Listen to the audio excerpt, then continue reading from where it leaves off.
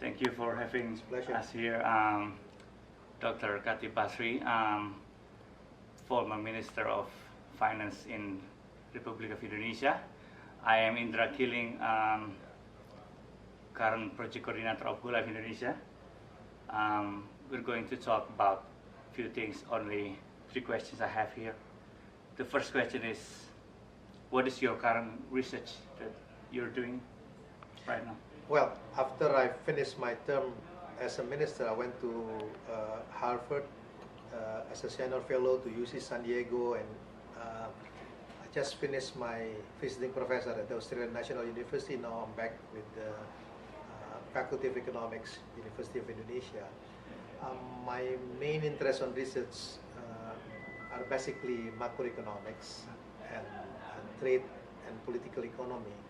But there is an ongoing project now that I'm working on the performance of this tax collection in Indonesia. I'm doing it, this current project, try to implementing the RCT, the Random Control and Trial, with Professor Ben Alken from MIT and also Professor Remahana from Harvard. Yeah, so we try to look at what can we do to improve the ability of the tax officer in Indonesia to mobilize tax revenue. I hope something can we get from this research. Okay, thank you. As I have heard, randomized control trial is one of the top level of evidence, including in psychology, which is I'm doing now. So I believe it will be beneficial too for Indonesia.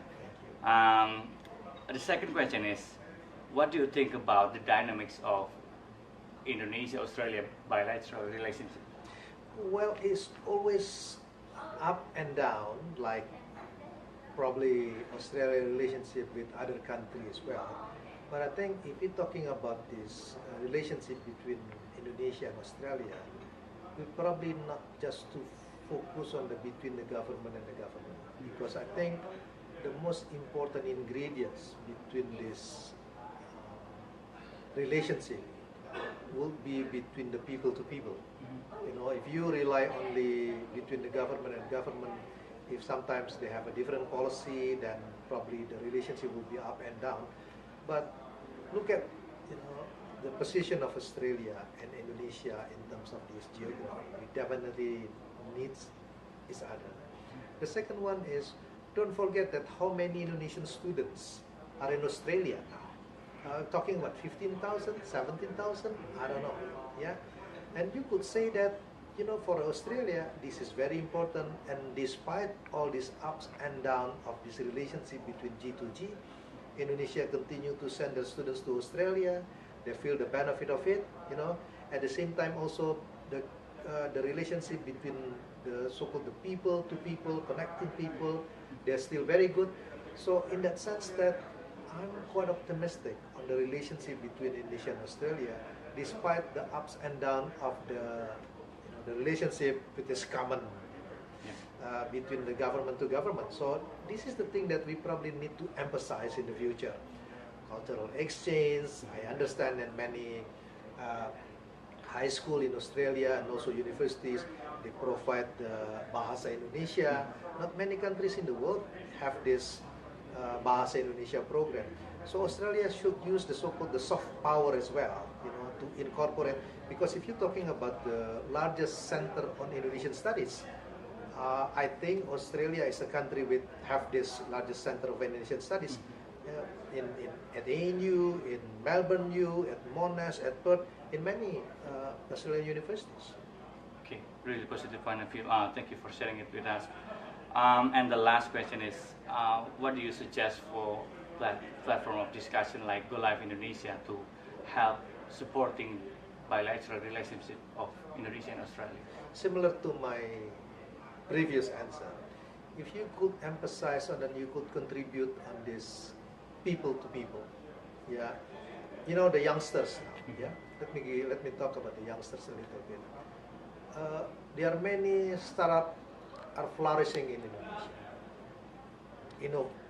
Disruptive innovation. You learn about Gojek, you learn about Modalku, you learn about online pajak, many things, the peer-to-peer lending.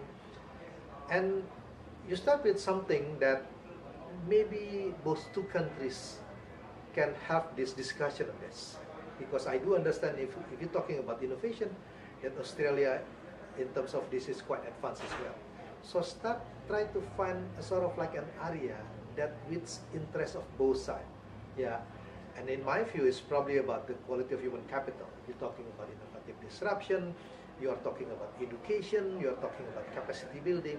You should focus on that. Yeah. Once you create a sort of like a common platform, you create a success story, people will feel the benefit of it. Then they will try to, to keep pressure to enhance the cooperation.